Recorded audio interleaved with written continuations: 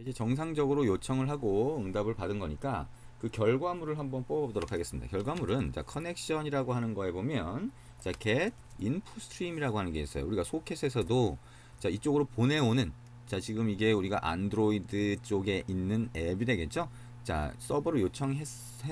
그 다음에 요청을 한 다음에 자 얘가 받게 되겠죠. 오는 데이터를 받게 되니까 get input stream이라고 해서 input stream 객체를 받습니다. 인풋 스트림 객체에서 우리가 한 줄씩 문자열을 읽을 수가 있어요. 그걸 하려고 그러면 자 buffered reader라고 하는 거 쓰면 제일 간단합니다. 자 reader라고 하는 거는 new buffered reader라고 해서 인풋 스트림을 감싸주면 되는데 얘는 인풋 스트림이기 때문에 reader로 바로 변환이 안 돼요. 그래서 중간에 new input stream reader라고 하는 걸로 다시 한번 감싸주면 인풋 스트림이 reader로 바뀐 다음에 다시 buffered reader로 오게 되죠.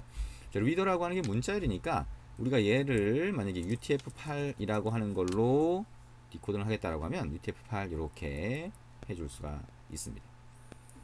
자, UTF-8로 해서 뭐 제대로 안 되는 경우도 있지만 요즘에는 대부분 이제 UTF-8을 사용해서 하죠. 그래서 UTF-8이라고 하는 인코딩을 쓰도록 제가 그냥 한번 넣어봤습니다. UTF-8이 아닐 수도 있어요. 그래서 그거는 우리가 웹페이지를 받아서 그 다음에 처리를 해주면서 인코딩이 어떻게 되는지를 확인을 해야 될 필요가 나중에 또 있겠죠. 자, 어쨌거나 일단 그렇게 임의로 넣어본 거고요. 자, 우리가 이 reader라고 하는 객체에서는 아까 얘기한 것처럼 read line이라고 해서 한 줄씩 읽을 수가 있습니다. 그러면 read line이라고 해서 한 줄을 읽으면 나머지 줄은 어떻게 읽어요?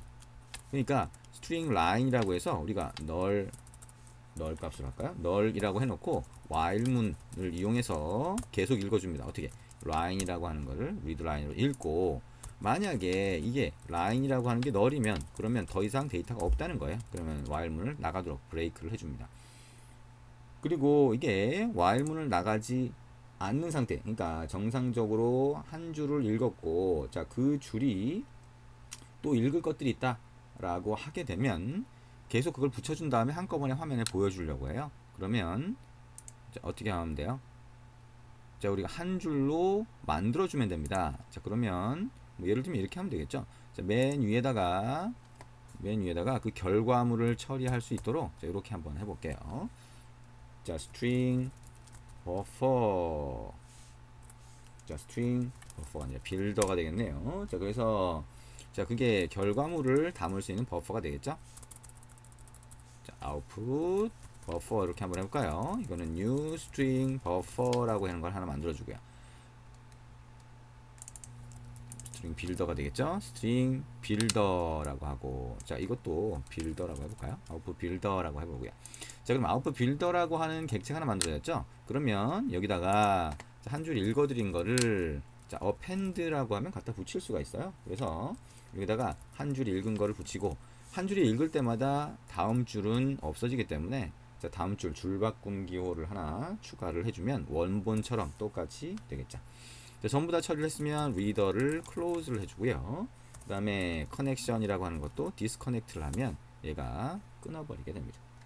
자 여기까지 하면 우리가 아웃풋 빌더라고 하는 걸로 예, 결과물을 여기 안에다가 다 집어넣은 게 되겠죠. 그러면 결과물을 다 정상적으로 집어넣었다라고 하게 되면 마지막에 이 아웃풋 빌더라고 하는데 보면 자, to string이라고 하는 게 있어요. 그러면 이거를 문자열로 바꿔주게 됩니다. 이걸 아웃풋이라고 한번 해보자.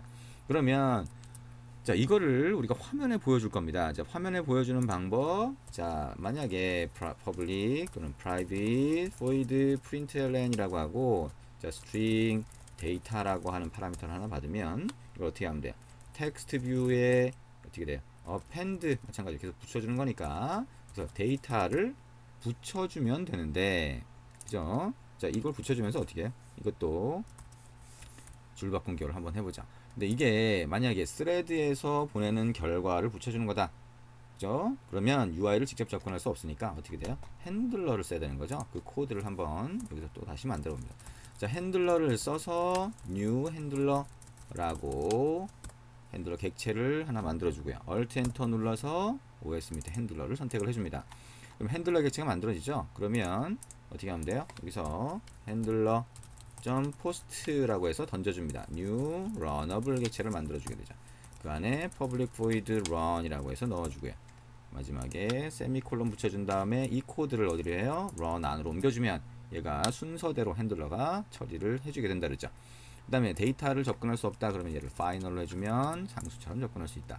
그러면 이 println이라고 하는 함수 메소드가 만들어졌으니까 자 여기서 println 이라고 하고 아웃풋을 넣어주면 이게 화면에 있는 텍스트 뷰로 보여지게 될 겁니다. 그죠? 어펜드가 되면서 자 이렇게 코드를 만들었죠. 그러면 이게 네트워킹을 사용하는 거니까 우리가 매니페스트를 열고 권한도 추가를 해줘야 되겠죠.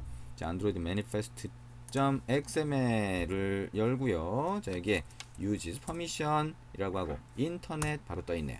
자 이렇게 인터넷 권한을 추가를 해줄 수가 있습니다. 자 여기까지 하고 일단 실행을 한번 해볼까요? 어떻게 보이는지 확인을 한번 해보고 싶어요. 자 그러면 여기에 바로 한번 실행을 해봅니다. 자, 어떻게 보일까? 에러는 나지 않을까? 한번 확인을 해보면 되겠죠. 자 실행을 하고요. 자 로그 부분이 잘 보시면 우리가 로그 부분에 텍스트 뷰를 썼는데요. 텍스트 뷰라고 하는 게 혼자 있으면 우리가 결과물이 길어질 때 자, 이거는 웹페이지이기 때문에 데이터가 결과물이 굉장히 길어질 수 있습니다. 자 근데 결과물이 길어질 때 그게 스크롤이 생기지 않거나 할 수가 있어요. 그래서 그 상황을 한번 보자. 자, HTTP로 요청하기 HTTP 요청하기 버튼을 한번 클릭을 했습니다. 자 그러면 이렇게 나오네요. 아 그렇군요. 자 여기 그대로 자, 서버에서 그대로 받아온 거예요. 근데 여기 보면 데이터가 더 있을 것 같은데 그 밑으로는 안 보이죠. 스크롤이 안 돼요. 그래서 우리가 스크롤을 하나 만들어 봅니다. activity main.xml로 가서 이 부분이죠. 그래서 텍스트라고 하는 거를 눌러서 가보면 텍스트 뷰가 이렇게 하나 추가가 되어 있는 거죠. 그래서 이거를 자, 어떻게 하면 돼요? 텍스트 뷰라고 하는 거를 자 스크롤 뷰라고 하는 걸로 바꾸고요. 자 여기에 end 태그도 자 스크롤 뷰라고 넣고 이 안에다가 텍스트 뷰를 집어넣습니다. 자 텍스트 뷰를 감싸주는 게 되겠죠. 그래서 매치 페런트 이렇게 되고요. 자 스크롤 뷰도 매치 페런트 하면 될까요? 예, 이렇게 하도록 합니다. 아이디는 이 스크롤 뷰가 아니라 텍스트 뷰 쪽으로 가야 되겠죠. 자 어쨌거나 기본적으로는 텍스트 뷰를 스크롤 뷰로 감싸주기 위한 작업을 우리가 지금 하고 있는 겁니다. 자 이렇게 감싸주기 위한 작업을 했고요. 디자인 탭으로 다시 가보면 자 이게 뭐가 됐어요? 오른쪽으로 보면 스크롤 뷰가 됐고 그 안에 텍스트 뷰가 들어간 형태가 됩니다. 이 스크롤 뷰의 영역을 좀 구분하기 위해서 자 스크롤 뷰의 컬러 값을 한번 줄 수도 있죠. 이게 안드로이드 땡땡 백그라운드라고 하고 샵 ff 자 AA 그 다음에 dd 이렇게 한번 해볼까요? 자 그리고 디자인 탭을 가보면 이렇게 색상이 바뀌어 있는 걸 볼 수가 있죠. 다시 한번 실행을 해서 결과물을 한번 보도록 하겠습니다. 자 실행을 했고요. 자, 실행한 결과가 어떻게 나오는지 한번 보도록 합니다.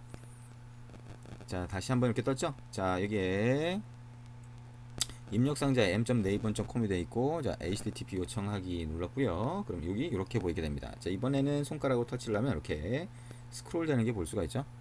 그죠? 내용이 엄청 많습니다. 그죠? 그리고 여기 한글이 제대로 뜨네요. 검색어 입력, 지역 검색 펼치기 이렇게. 그래서 한글이 지금 UTF-8로 해서 디코딩 하니까 그대로 보인다라고 하는 걸 알 수가 있고요. 이걸 결국에는 웹 브라우저에서 여는 거를 우리가 원본 뭐죠? HTTP 라고 하는 걸로 해서 HTML 코드를 원본으로 그대로 본 거다라고 생각할 수가 있습니다. 자 이게 HTTP로 요청을 하는 거고요.